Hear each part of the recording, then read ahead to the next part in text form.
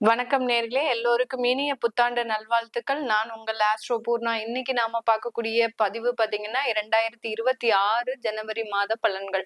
வருடத்தின் முதல் மாதமான இந்த ஜனவரி மாதம் எல்லாருக்குமே ஒரு நேர்மறையான ஒரு ஆற்றலை கொடுக்கணும். நிறைய ஒரு தெய்வீக சக்தியை கொண்டு எல்லாருமே அவரவர்களுடைய வாழ்க்கையில ஒரு வளமான ஒரு செழிப்பான ஒரு வாழ்க்கையை பெறணும் அப்படின்னு நம்ம இறைவனை பிரார்த்தித்து இந்த மாத பலன்களை ஆரம்பிக்கலாம். இந்த மாதத்துல பாத்தீங்கன்னா கோச்சார கிரகங்களின் தன்மைகள் அப்படின்னு பார்க்கும்போது காலபுருஷனுக்கு 9ஆம் இடத்துல 4 மாத கிரகங்கள் இருந்து 15ஆம் தேதி வரைக்கும் இருக்கு. அடுத்து செகண்ட் 15 டேஸ்க்கு, அதாவது ஜனவரி 15க்கு மேல பாத்தீங்கன்னா காலபுருஷனுக்கு 10ஆம் இடத்திற்கான அந்த கர்மஸ்தானத்திற்கு சூரியன், செவ்வாய், புதன், சுக்கிரன் இந்த 4 கிரகங்களும் பயணிக்க போகுது. இதுதான் இந்த மாதத்தை தீர்மானிக்கக்கூடிய ஒரு 4 கிரகங்கள். வருட கிரகங்கள் ஆஸ் யூசுவல் அந்த குரு பகவான் மிதுன ராசியில வக்ரத்தன்மையோட இருக்கிறார். அடுத்து கேது பகவான் சிம்ம ராசியில, ராகு பகவான் 11ஆம் இடமான காலபுருஷனுக்கு 11ஆம் இடமான அந்த கும்ப ராசியில இருக்கிறார். சனி பகவான் 12ஆம் இடத்துல மீன ராசியில இயல்பு நிலையில இருக்கிறார். இதுதான் இந்த மாதத்துல இருக்கக்கூடிய அந்த கோச்சார கிரகங்களின் தன்மைகள். இந்த மாத கிரகங்களான சூரியன், செவ்வாய், சுக்கிரன், புதன் இந்த மாத கிரகங்கள் தான் இந்த மாதத்துல நீங்க என்னென்ன செய்ய போறீங்க அப்படின்னு கணிக்கக்கூடிய ஒரு கிரகங்களாக இருக்க போது. எல்லாருமே பாத்தீங்கன்னா மாத கிரகங்கள் பாக்யஸ்தானத்துல இருந்து அடுத்து அந்த கர்மஸ்தானத்திற்கு வர்றதுனால எல்லா ராசி என்பர்களும் அதிகப்படியான ஒரு தொழிலை நோக்கி, தொழில் வாய்ப்புகளை நோக்கி பயணிக்கக்கூடிய ஒரு நேரமாக இருக்கும். அந்த தொழில் வாய்ப்புகள்னால நிறைய லாபங்கள், ஆடம்பரமான ஒரு வாழ்க்கை, ஒரு அதிகப்படியான ஒரு தேவைகளை நிறைவேற்றக்கூடிய ஒரு ஆண்டாக தான் இந்த ஜனவரி மாதம் தொடங்க போகுது எல்லா ராசி என்பவர்களுக்கும். ஒரு கடுமையான பலன்கள் அப்படின்றது பாத்தீங்கன்னா நம்மளுடைய காலபுருஷனுக்கு 6ஆம் இடம், 8ஆம் இடத்துல ஏதாவது கிரகங்கள் இருந்தாதான் அது கடுமையான பலன்களை கொடுக்கும். இந்த வருடம் ஆரம்பிக்கும் போது ஜனவரி மாதத்துல அந்த 6லயும் 8லயும் எந்த கிரகங்களும் கிடையாது. அதனால எல்லா ராசி என்பவர்களுக்குமே ஒரு வளமான ஒரு வாழ்க்கையை இந்த 2026 கொடுக்கறதுக்கு உண்டான அனைத்து வாய்ப்புகளையும் கொடுக்க போது. அதை பத்தி தான் இப்போ டீட்டெயில்டா நம்ம இந்த ஜனவரி மாத பலன்கள்ல பார்க்க போறோம். இந்த சேனலை முதன்முறையாக பாக்குறீங்க அப்படின்னா சப்ஸ்கிரைப் பண்ணிக்கோங்க. பெல் பட்டன்ல ஆல் ஆப்ஷன் சூஸ் பண்ணிக்கோங்க.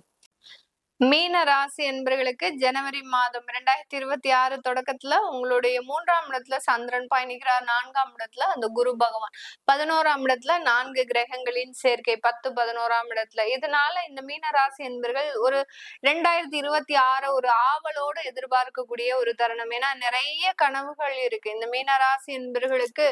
நிறைய ஒரு லாங் டேர்ம் டார்கெட், நிறைய கடன் பிரச்சனைகள்ல இருந்து வெளியில வரணும், நிறைய வாய்ப்புகளை நோக்கி நகரக்கூடிய ஒரு அமைப்பு, இது எல்லாமே இந்த மாதம் உங்களுக்கு முழுமையாக கிடைக்கக்கூடிய ஒரு தருணமாக இருக்கும். கடந்த 2 மாதங்கள்ல தொழில் வாய்ப்புகள் இந்த மீனராசி என்பவர்களுக்கு அதிகப்படியாக இருக்கும். ஆனால் அந்த தொழில் வாய்ப்புகளை பயன்படுத்த முடியாத அளவுக்கு சில சோர்வுகள் அப்படின்றது கண்டிப்பாக இருந்துகிட்டே இருக்கு.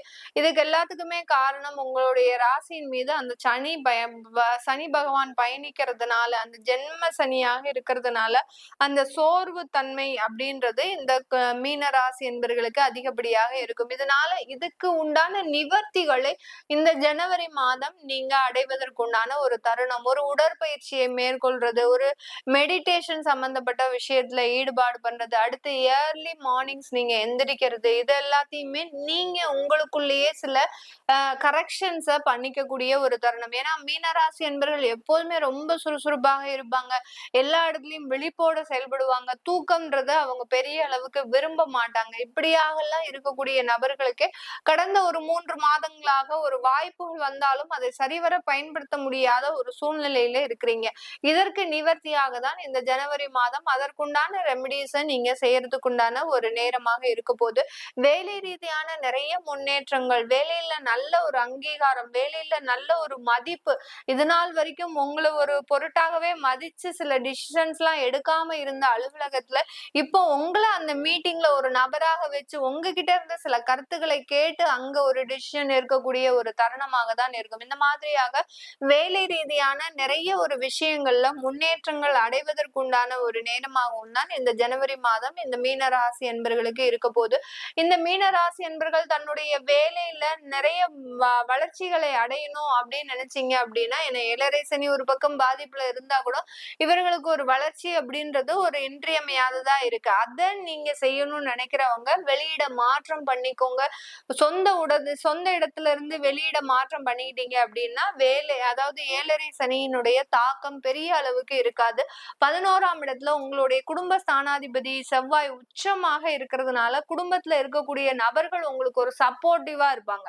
அது ஒரு சிறிய குழந்தைகள்ல இருந்து வயதானவர்கள் வரைக்கும் பாத்தீங்கன்னா இந்த மீனராசி என்பவர்களை இந்த ஜனவரி மாதம் ரொம்ப சப்போர்ட்டிவ் மைண்டோட இவர்களை பயணிக்கிறதுக்கு உண்டான ஒரு தருணமாக இருக்கும். எந்த ஒரு பிரச்சனைகள் வந்தாலும் அந்த குடும்ப உறுப்பினர்கள் உங்களை வந்து காப்பாத்துறதுக்கு உண்டான ஒரு தருணம். கடன் பிரச்சனைகள்ல இருந்து அவர்கள் உங்களை மீட்டெடுக்கிறதுக்கு உண்டான ஒரு தருணம்.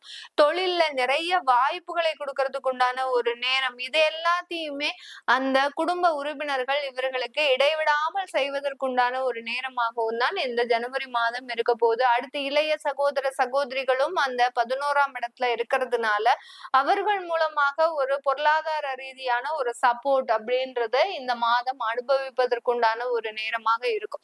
இது எல்லாமே, அதாவது இந்த மீனராசி என்பர்கள் தொழில் ரீதியான ஒரு பக்கம் முன்னேற்றத்தை அடைந்தாலும் வேலை ரீதியான ஒரு முன்னேற்றத்தையும் அடைவதற்குண்டான ஒரு நேரம். ஆனால் வேலையில பெரிய அளவுக்கு அங்க ஒரு திருப்திகரமான ஒரு சூழ்நிலை இருக்காது. ஒரு நல்ல ஆசைப்பட்டு ஒரு வேலையில போய் ஜாயின் பண்ணுவாங்க. அங்க பாத்தீங்கன்னா அவங்களுக்கு அங்க ஒரு அட்மாஸ்பியர் பாத்தீங்கன்னா அவங்களுக்கு பிடித்த மாதிரி இருக்காது. இது எல்லாத்துக்கும் காரணம் 6ஆம் இடத்துல இருக்கக்கூடிய கேது பகவான்.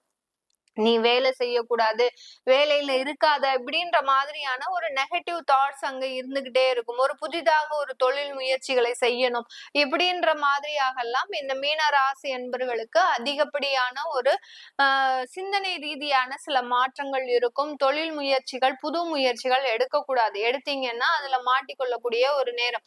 இப்ப தற்காலிகமாக தான் இந்த ஜனவரி மாதம் உங்களுக்கு எல்லாமே பாசிட்டிவா இருக்கு. அடுத்தடுத்து வரக்கூடிய மாதங்கள் சில நெகட்டிவான விஷயங்களே அதிகப்படியாக கொடுக்கும். உங்களுடைய ராசி அதிபதியே 4ஆம் இடத்துல வக்ரமா இருக்கிறதுனால அதிகப்படியாக தாயாரோடு சண்டை போடுவதற்குண்டான ஒரு தருணமாக இருக்கும். தாயாரின் உடல் நலன்ல ரொம்ப கேர்ஃபுல்லா இருக்கணும். சொத்துக்களை கடனுக்காக இழக்கக்கூடிய ஒரு தருணம். இதெல்லாமே ஒரு பக்கம் அந்த சனி பகவான் உங்களை பெரிய அளவுல பிரஷர் போட்டுட்டே இருப்பார். ஒரு பக்கம் உங்களுக்கு வருமானம் வந்தாலும் இன்னொரு பக்கம் செலவுகள் அதிகரிக்கக்கூடிய ஒரு அமைப்பாக தான் இந்த மீன ராசி என்பவர்களுக்கு இந்த ஜனவரி மாதம் இருக்க போது.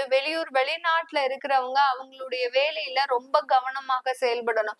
ஒரு கவன சிதறல் அப்படின்றது கண்டிப்பாக இருக்கும். அந்த கவன சிதறல் மூலமாக தேவையில்லாத பிரச்சனைகள் எல்லாம் மாட்டிக்கொள்ளக்கூடிய ஒரு தருணம். அதனால இந்த மீனராசி என்பவர்கள் வெளிநாட்டுல இருக்கக்கூடியவர்கள் உங்களுடைய வேலையில ரொம்ப கவனத்தோட இருங்க. அடுத்து உங்களுடைய தொழில் சம்பந்தப்பட்ட முதலீடுகளை நோக்கி பயணிக்கக்கூடிய ஒரு மாதமாகவும் தான் வெளிநாட்டுல இருக்கக்கூடியவர்களுக்கு இருக்கும். இன்வெஸ்ட்மெண்ட் விஷயத்துல ரொம்ப கேர்ஃபுல்லா நீங்க சில விஷயங்களை முடிவெடுக்கணும். குடும்பத்தோட ஒரு சஜஷன் கேட்டுக்கிட்டீங்க அப்படின்னா அதுவும் ஒரு நல்ல ஒரு பெட்டர் டெவலப்மெண்டா இருக்கிறதுக்கு உண்டான ஒரு அமைப்பாக தான் இந்த ஜனவரி மாதம் இந்த மீன ராசி என்பவர்களுக்கு இருக்க போது. இது எல்லாமே நம்ம கோச்சார நிலவரப்படி பலன்களை கணிச்சு சொல்லியிருக்கிறோம். உங்களுடைய சுய ஜாதக தசாபுத்தி பலன்களை பார்க்கணும் விருப்பப்படுறவங்க கீழே இருக்கிற நம்பருக்கு வாட்ஸ்அப்ல அப்பாயின்மெண்ட் வாங்கிக்கிட்டு நீங்க கன்சல்ட் பண்ணிக்கலாம். உங்களிடமிருந்து விடைபெறுவது உங்கள் ஆஸ்ட்ரோ பூர்ணா. நன்றி, வணக்கம்.